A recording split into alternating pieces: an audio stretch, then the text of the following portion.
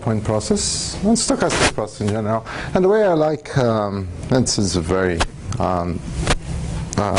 intimate lecture. I always like to give like broad pictures of what the object means instead of giving proofs and getting too much details. I want to introduce this particular type of process, point process. There is now a graduate course here in stochastic geometry. That's the main object of the course, and I do research in that area particularly. I am a 5th year on the graduate program here. Let me start just saying, well, what's stochastic process in general? Have you taken probability courses? Yeah. Oh, good. So we're done. So what would be a good definition? We see it's just a family of random variables. Okay? And then normally, what we see on the courses is that we have two kinds of stoch in general. I mean, this is very informal. But we have discrete, which is the family of random variables is countable, so xn, and we have continuous. The family is of random variables is indexed by t. You can say t belongs to R. So this is a countable set and countable set. No, that's it. Not much more than that. No, they live on the same probability space. All those random variables. Omega, I have a filtration and a probability measure. And we're going to go through those three parts of the probability space. First one is this famous omega, who appears on every paper in probability. Start with the probability space. And in fact, this space has not much on it. We don't know much about omega. We don't make any assumptions on omega. So it is kind of a weird thing of probability. We're gonna get when we define this object more formally, we're gonna see this sounds a little bit weird. So we have a sigma algebra, and this is just a collection of subsets of omega. Has the following properties. The host omega belongs to the sigma algebra. So if A in omega belongs to the sigma algebra, A complement belongs to the sigma algebra. And the third one is that the union, if I have a countable collection of sets that live in omega, the union of An also belongs to omega, to the sigma algebra. Okay? So, are you familiar with that definition of sigma algebra? This is very similar to, not the same, but this is the same idea of a topological space, topology spaces, right? So this is our first element on your probability space. The second element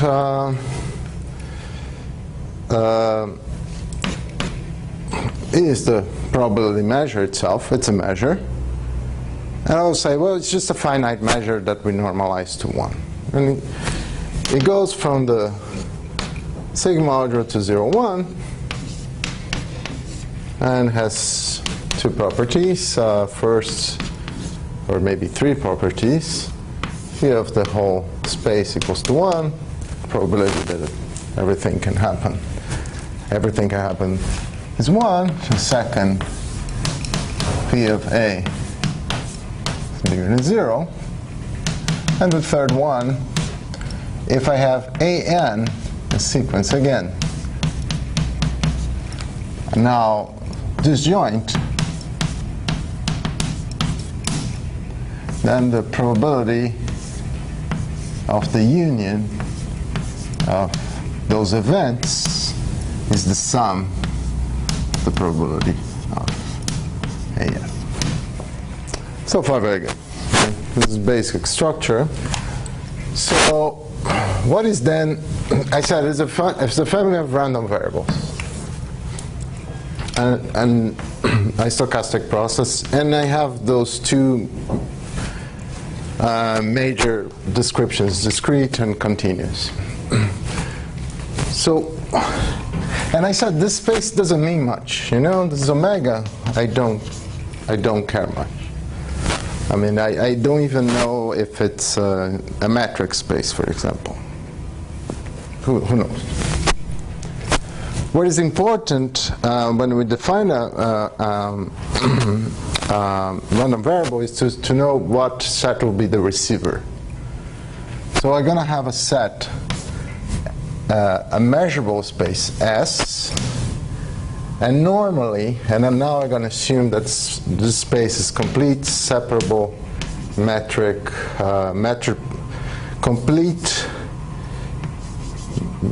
metrizable. Metrizable? Metrizable, thank you. Metrizable. Could you put a metric on it? You can put a metric on it, yes, that's complete. Separate, CM, complete.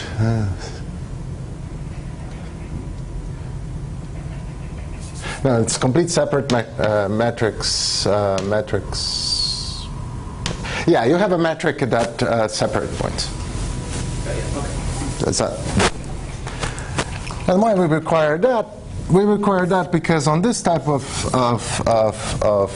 space we can construct the Borel sigma algebra on S.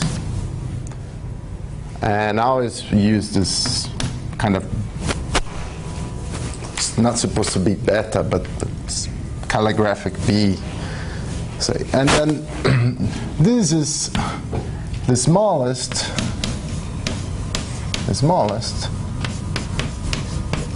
sigma algebra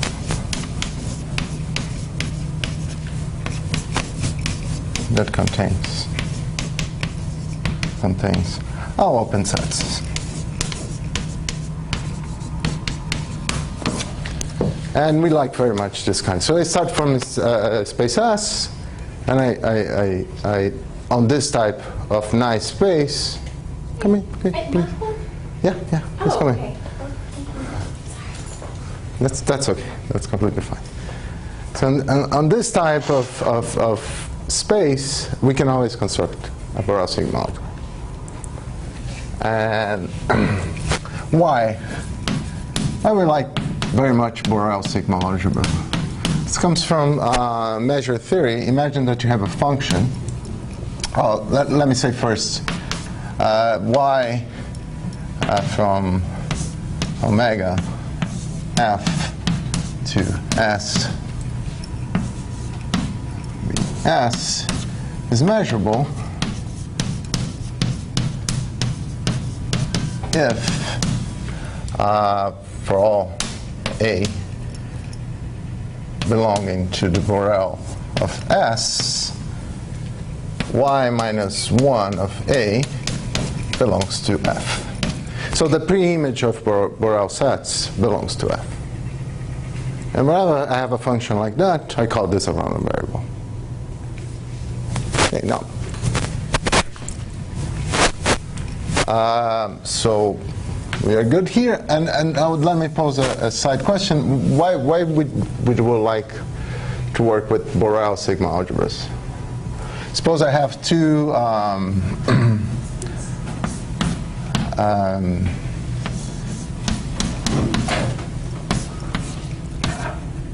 let's put an F here. This is Y, and Borel Y. So remember, this is a sigma algebra, the smallest sigma algebra that contains all open sets. And I'd say, well, this F is a measurable function between those two. And what kind of function is immediately measurable if we take Borel sigma algebras?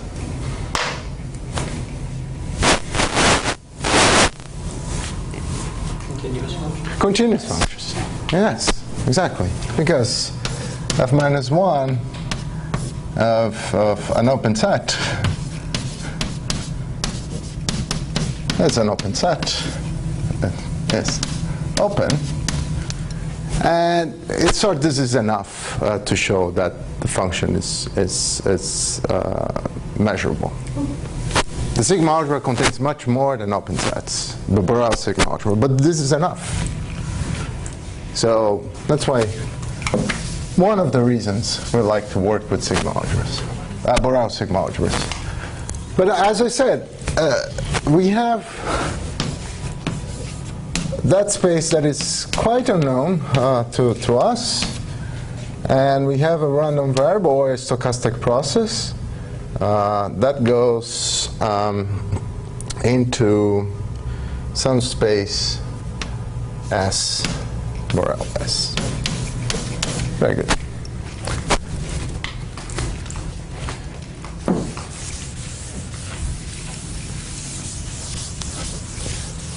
So for discrete, so let's assume that those random variables, each for all n, they take values on Rd. You know, so if I pick x1, omega belongs to Rd. So Rs, well,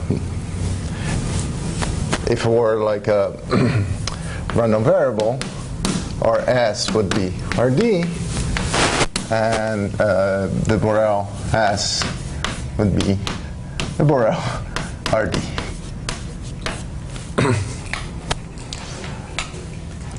So in space, this stochastic process would live, because we have to decide what is S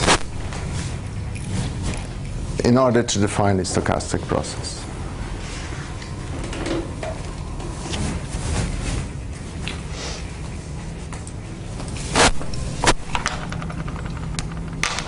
So discrete, I have a countable xn that resembles, if I have xn here, this is the usual notation for Sequence? a sequence, right? So S would be Rd to the n, the space of sequence. And we don't need to impose that sequence converges or whatever. No. And this space is nice enough to have a Borel sigma algebra.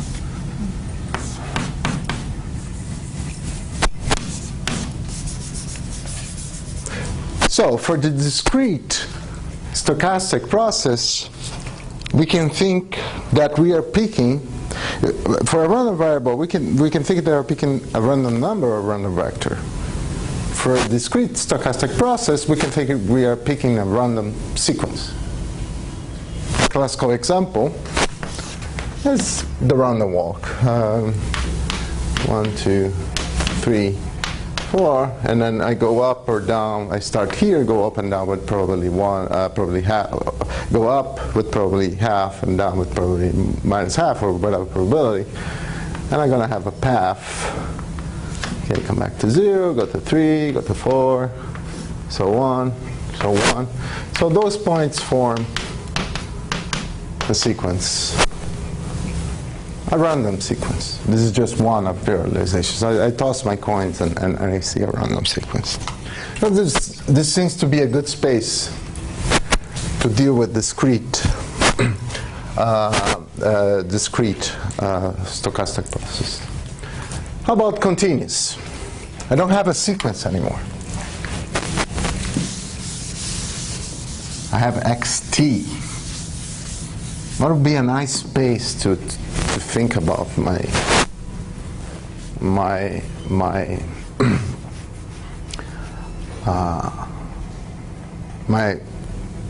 where my stochastic process would lead? As I said, the space doesn't mean much. Functions from R to RD. Functions, yes, exactly. Space of functions, very good. And let's say normally we pick the space, one of the nicest spaces is the space of right continuous functions. And let's say that take values on 0 to infinity d. This is a nice space that will give us also a Borel on d. And then, for example, we can use a continuous time Markov chain. Would be an example. Suppose I have 3 states, 0, 1, and 2. And I start at state 0. And state, I'm going to spend some exponential amount of time on that state. Let me use another color here.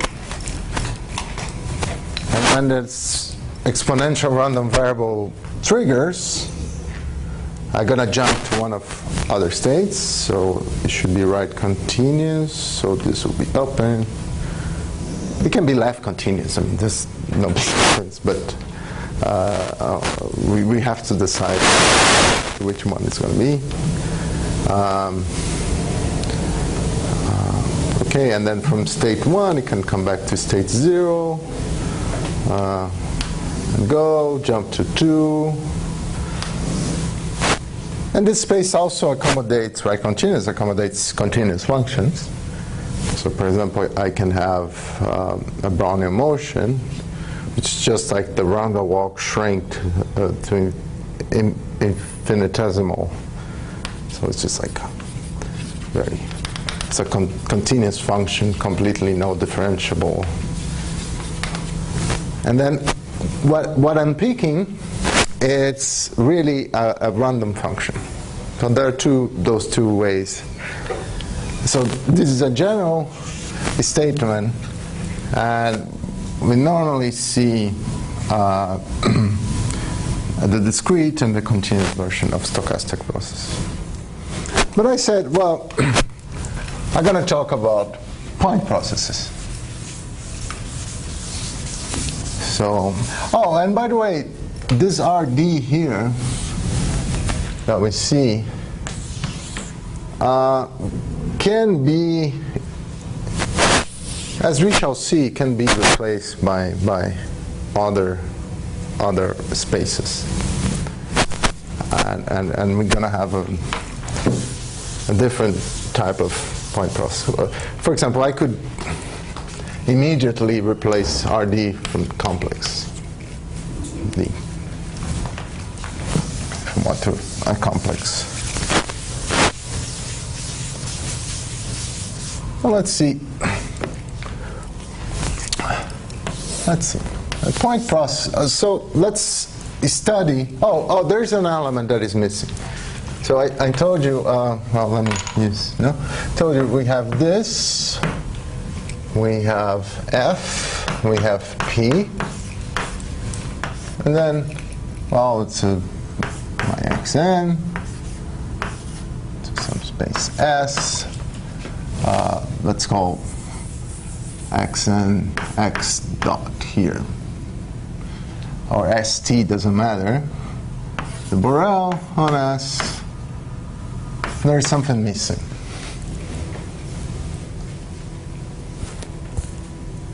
Because I'm coming from a probability space to a measurable space, and I can insert a probability here in a way that is consistent. You guys understand what the point I'm going to make? Here I depart from I decide the object that I want to study, so I pick now a set that has a meaning.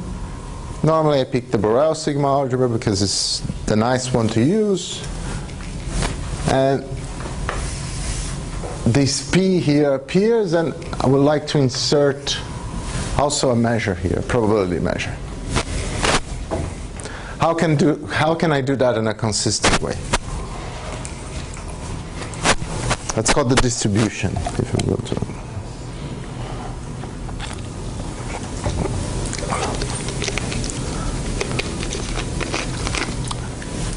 If I pick P of A equals P of X dot minus 1 of A, I have the distribution of my object, my random object. This is the, I push back that for all A belong to the Borel of S. And remember, this is measurable for a reason. So I can push back. The pre-image here is going to be measurable in that space, and that will give me a measure, a probability measure here, and I'll call it distribution. Distribution. And normally, when we take probability courses, we really look at that space when the action is going to go. We look at we study the distribution, the space, and we put the sigma algebra. Okay. So now let me introduce one set. It turns out to be the set we're gonna work with. I'm gonna pick a space E, and this space is again very nice in the sense of it's complete metric, complete separable space. So I can put a sigma algebra on it, and I'll call NE the space of counting measures.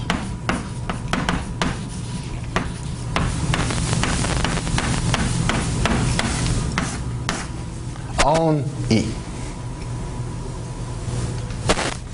So what is a counting measure? Remember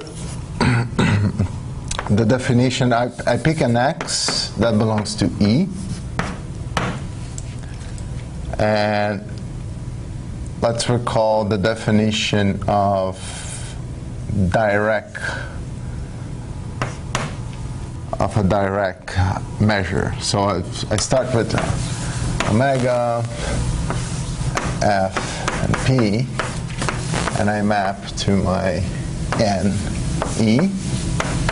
And I'll say this space, as long as E is nice, the space of counting measures, which I will tell what it is, it's nice. So it has a Borel sigma algebra.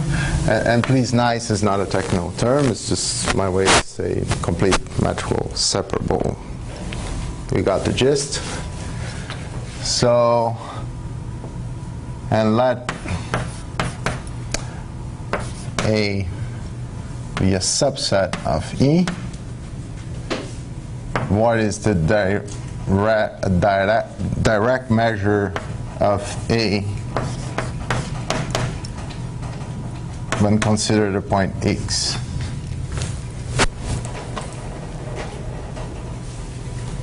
You guys have seen that notation? So it's 1 if A belongs to E.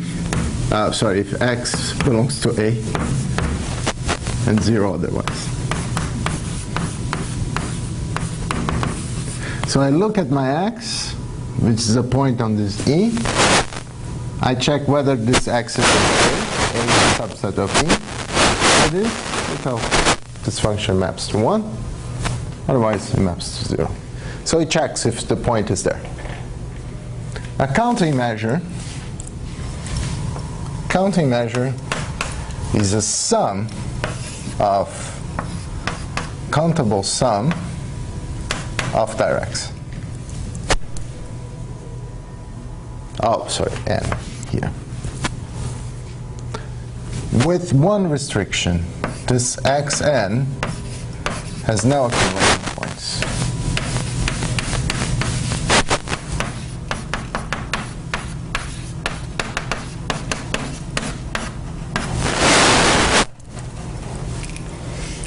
So the picture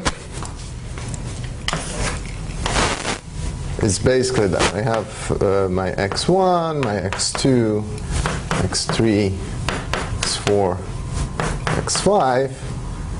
I told you this is a measure.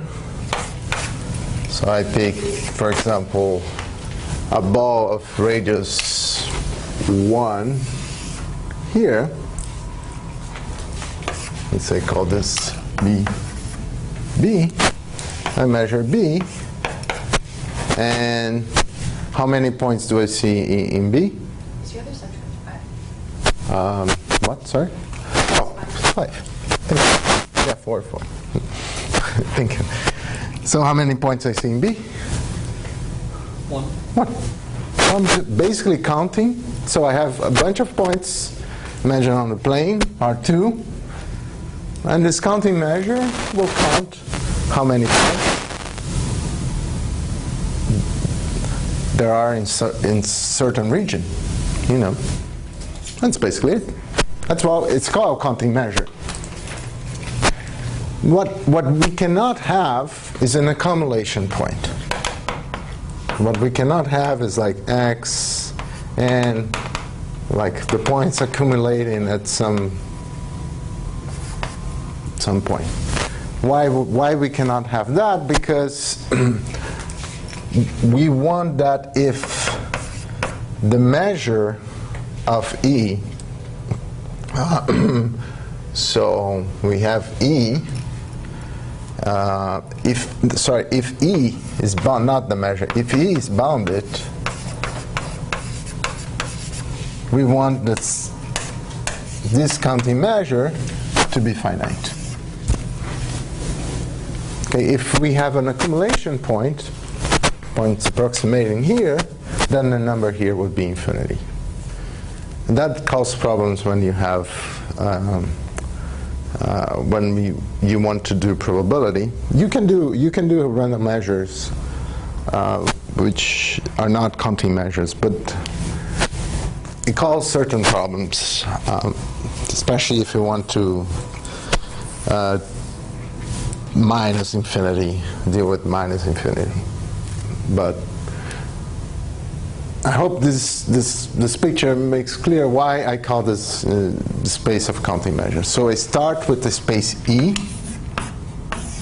Very nice space. Could be, for example, R2. I'll say, well, any collection of any discrete subset of it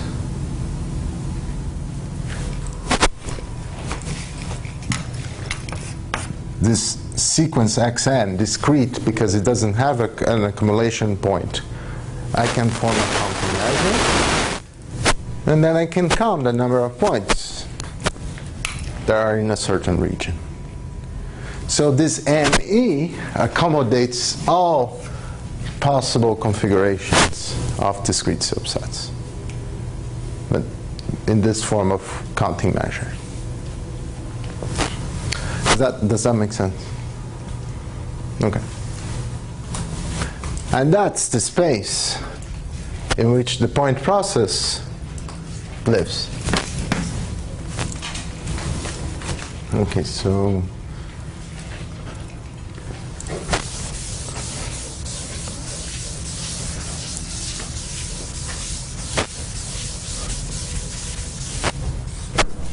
my point process, that I'll call phi, is a measurable function that goes from some omega f to NE Borel and E. And basically telling me, well, I'm going to pick a random counting measure. So I said, well, a stochastic process is a family of random variables. And I give, well, discrete, continuous. What is this family of random variables that I have here? What is the random variable that comes from the family of random variables that comes from this stochastic process?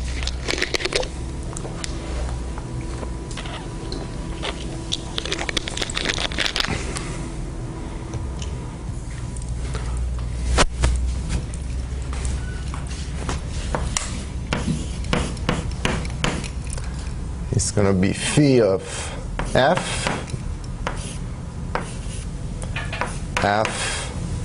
belonging to the Borel of E. So for each Borel of E, so recall the picture, how those points appear randomly. Now I decided my f is going to be this one, and you can have 2 points, you can have 0 points, you can have, I don't know, it's random. So this is the family. And this family takes values in what space? Rd. So what values this random variable can take? What? It's counting, so it's counting. So it should be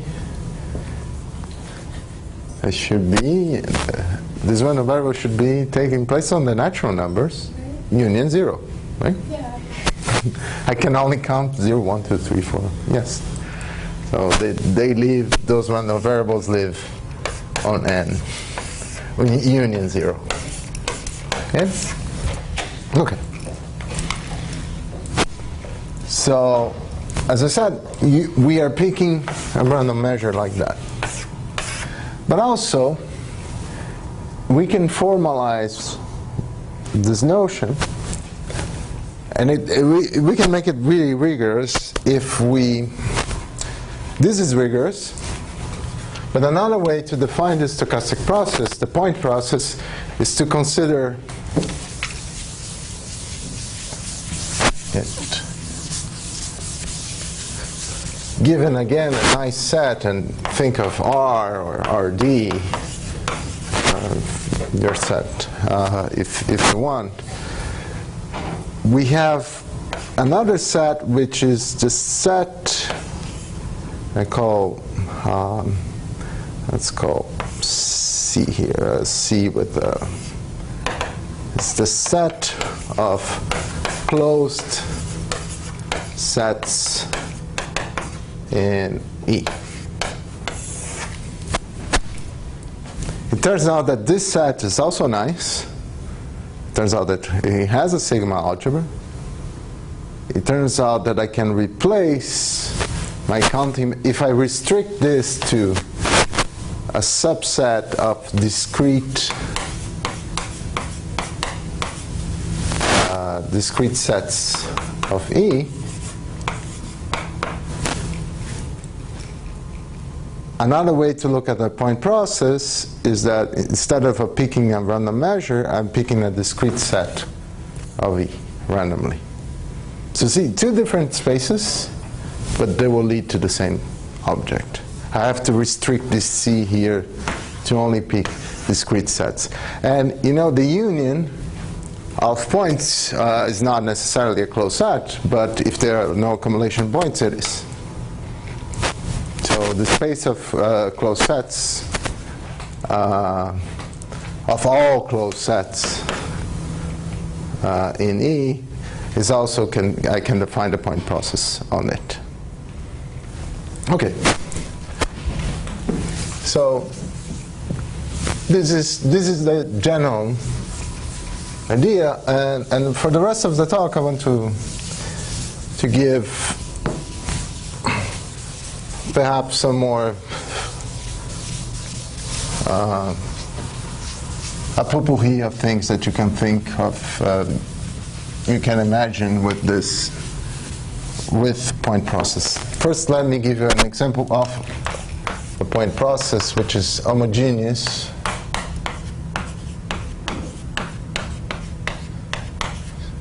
Poisson point process, and well, what I have to define is the probability that phi b equals k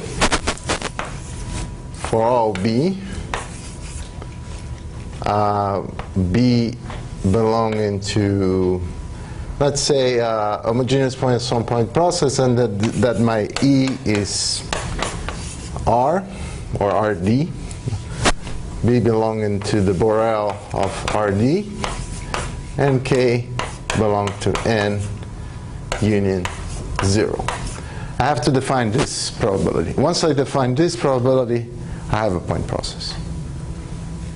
And in the case of the homogeneous Poisson point process, let me just check, because I normally get it on my own. I'm always working with it.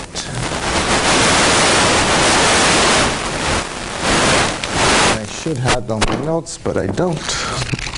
But the book will help me. Okay. Where is it?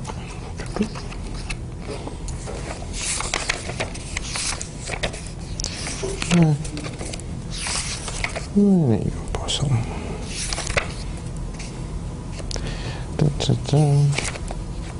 Okay. It's E minus lambda measure of B. Lebesgue measure, I am on RD.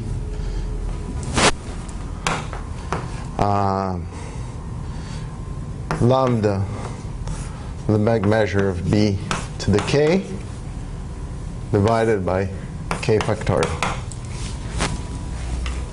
And then you see why Poisson. This is a Poisson random variable with parameter lambda measure of B. Okay? And this is the most common point process. You have to, first you have to prove that such point processes exist. And this is a task that I cannot complete in such a short talk, but I'm going to give you a glimpse of how it is constructed. Here's lambda to the k, it's just lambda. Oh, it's everything to the k, right? Oh. Yeah, thank you very much. Thank you. Yes, everything's going to the k. Yeah. Yeah, that's correct. Okay, so how do I construct a Poisson? I pick, for example, a piece of the plane. I divide the plane into small squares.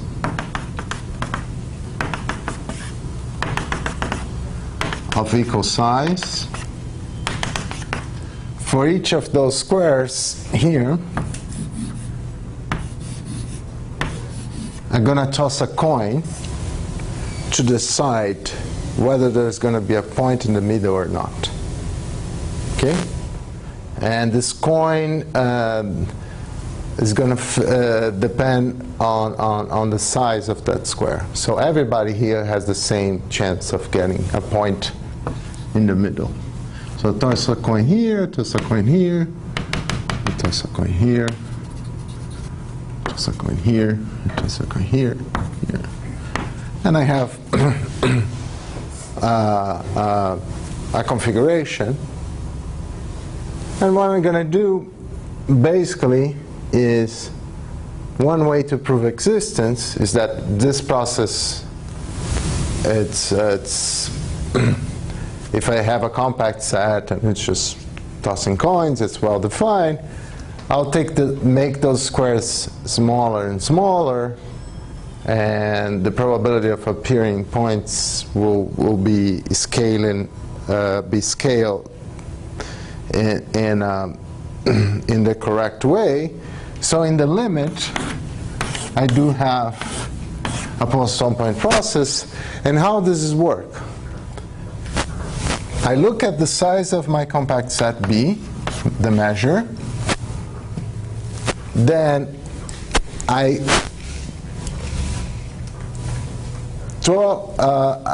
decide first how many points I'm going to have in that area using a Poisson random variable with parameter lambda area of B. And let's say I have the result is 10 points. And then I distribute those 10 points uniformly here. There's also a way to simulate. We simulate Poisson point processes that way. We first pick up how many points this region is going to have. This is a Poisson random variable. Could be 10, could be 100, could be 1. Notice that this parameter, it's called intensity, will tell me, the larger the intensity, more likely I have to see more points, and I'm going to distribute them uniformly. That tells me that the Poisson point process absolutely has no repulsion, has completely independence of the fact that I have a point here will not impact, will not interfere with the probability that I'll have a point on that region. Will not interfere with it having a point on that region. So the Poisson is neutral with respect to repulsion and attraction. Okay? Okay. So let me see if I can say, I want to say a couple more things. Let me enumerate. So, attraction, motion, oscillation, and let me finally stop with a germ, a Boolean model.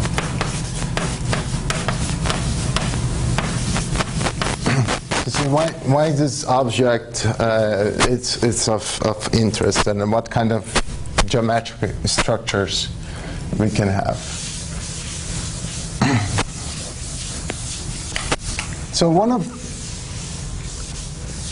So I said, okay, I have the most famous, and then I expand this. Once I have independence on the Poisson, I can glue compact sets and take the union, and then I have the process in the whole plane. If I want to model some sort of let's say repulsion,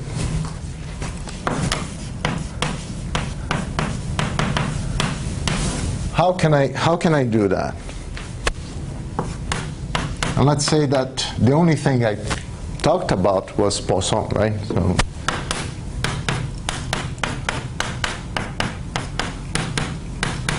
So what is a way to model repulsion in a point process? And the answer is in my hand. This is the Poisson realization, so there's no repulsion or attraction. So what happens in this area doesn't affect what happens in this area.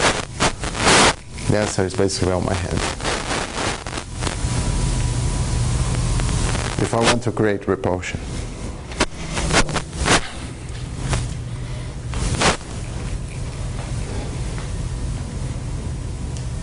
Repulsion means that the points don't like to be together, don't like to be close together.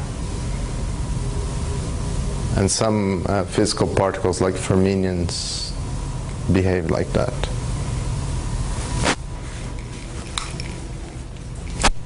This is here. It's literally here. Yes, it is. Erase, exactly. Yes. So one way to create repulsion in a model is basically, okay, I'll define a ball of radius r on each point.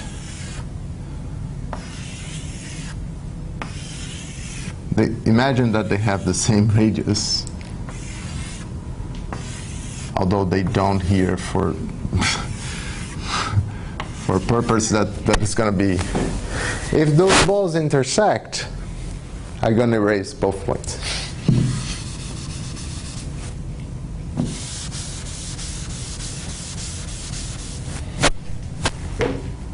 I created repulsion. And this is actually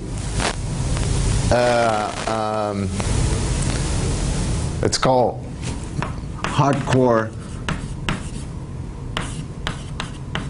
Matern point process.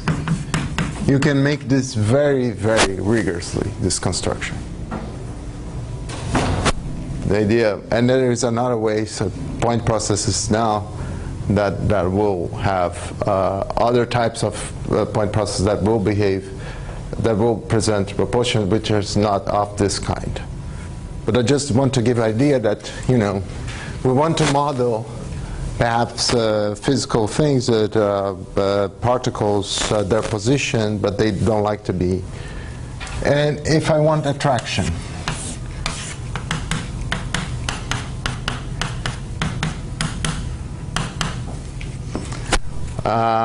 well, the answer is that, okay, I can again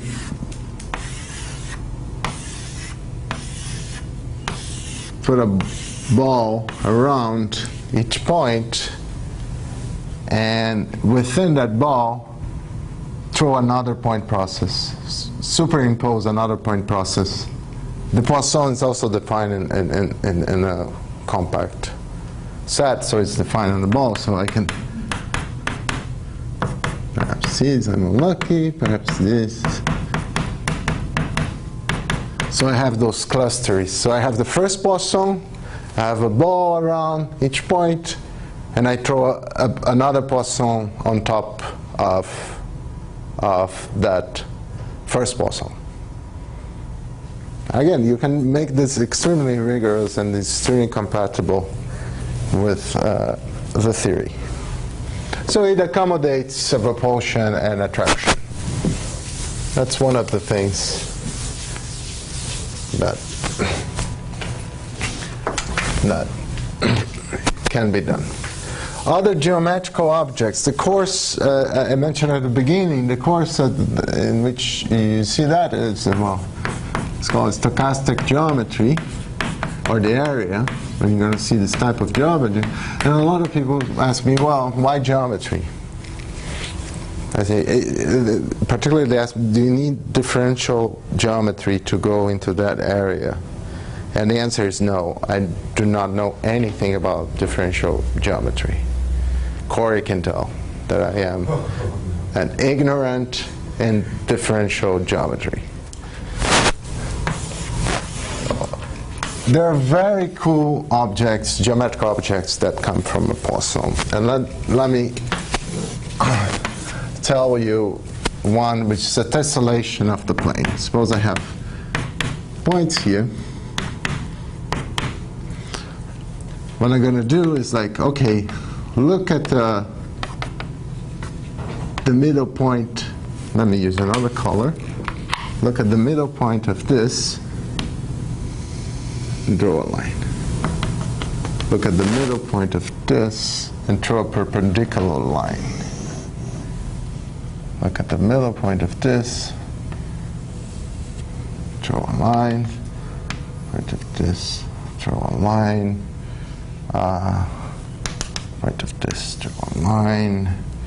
This guy here, so draw a line. And wherever they meet, they stop.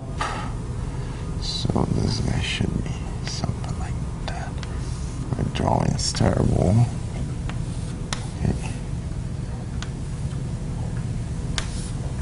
And by keep doing that, I have those cells those points that belong to that, we call this Voronoi tessellation.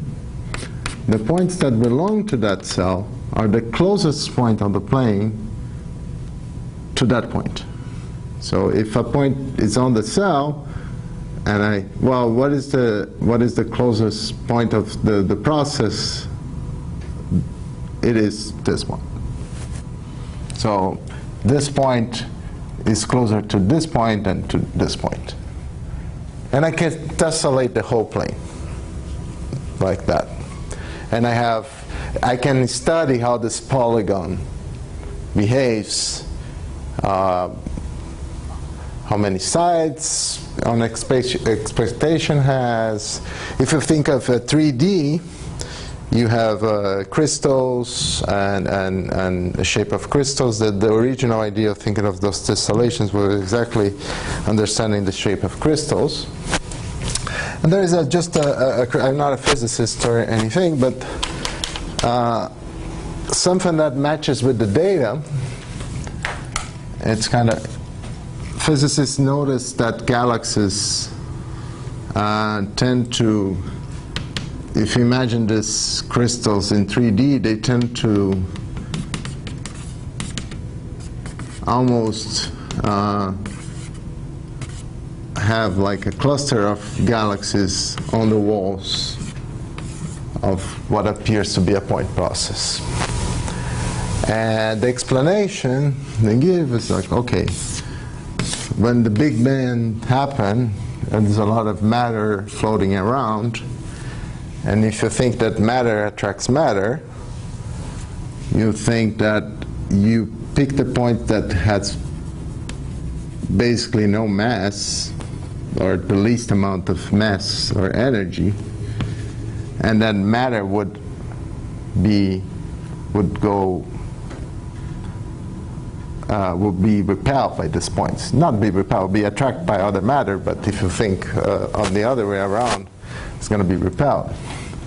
So it's going to, so the galaxy, so the matter was accumulating exactly on the kind of those walls that separate those initial points in which the level of mass was very, very low or zero or something like that. I don't know how they measure. So the shape of the universe, some people claim, of at least an explanation for the galaxies to form those kind of walls and have this crystal form, it's basically can be modeled by a Poisson, really Poisson, and I think it's cool. Anyway, but anyway, it's a geometric object. Could you please write the name of you said the name of this text of tessellation? Yes, no, let me just make sure, because my advisor is French, and I got a lot of criticism because of my poor French. But yes, I want to give you the precise I know how to say Voronoi, my advisor says, but use right that way. Voronoi cell, Voronoi tessellation. That's the cell, and the tessellation is off the plane.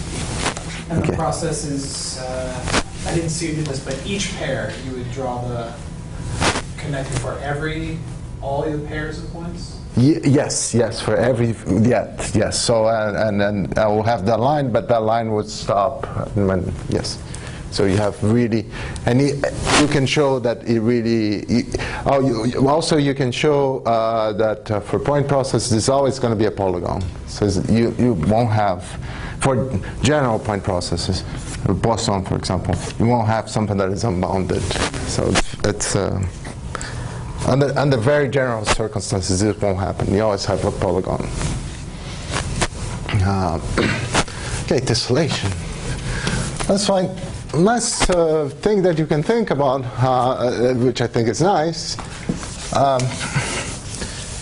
which might conclude the time that I have today, as suppose I have, again, Poisson point process, and now I'm gonna, on the center of each point, I'm gonna add a ball of random radius. So with a certain law. So it could be that this guy gets a little ball, this guy gets a big ball, big.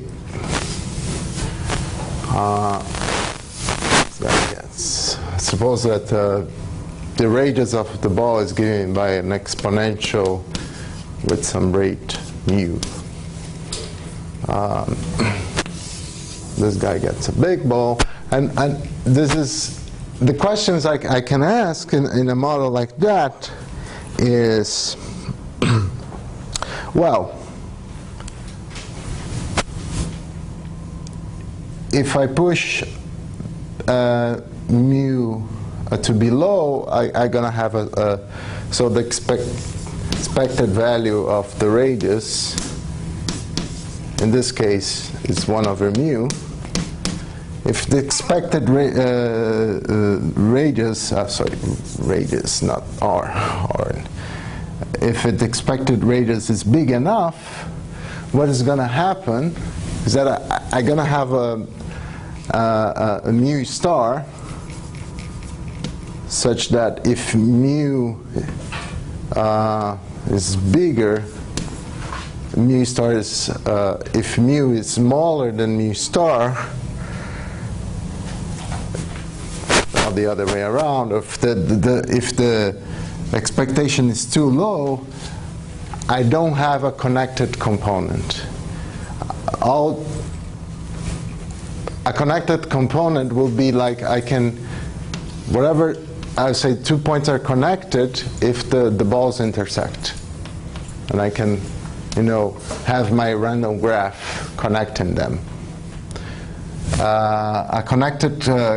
An infinite connected component does not happen if expectation is very low, and if the expectation crosses a certain threshold, then with certain probability I can have an infinite connected component. And this is called Boolean percolation, which is very similar to percolation that people do in ZD. So this is an example of what kind of. And another thing, the last remark, I said, well, I'm only drawing points here on RD because it's easy to see, but a point in a space could be a line, could be a convex set. So remember I mentioned the set of closed sets of a nice space is also a nice space. I can define a point process there. So I can have, for example, a point process in which the point is actually a line, and I can ask questions of how many intersect each other, or the point can be a polygon.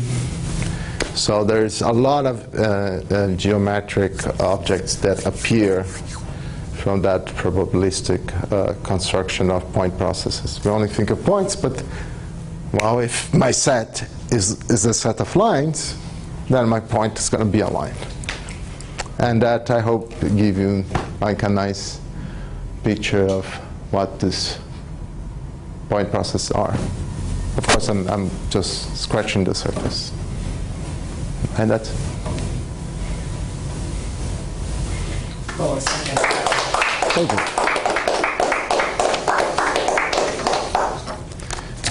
Questions for the speaker?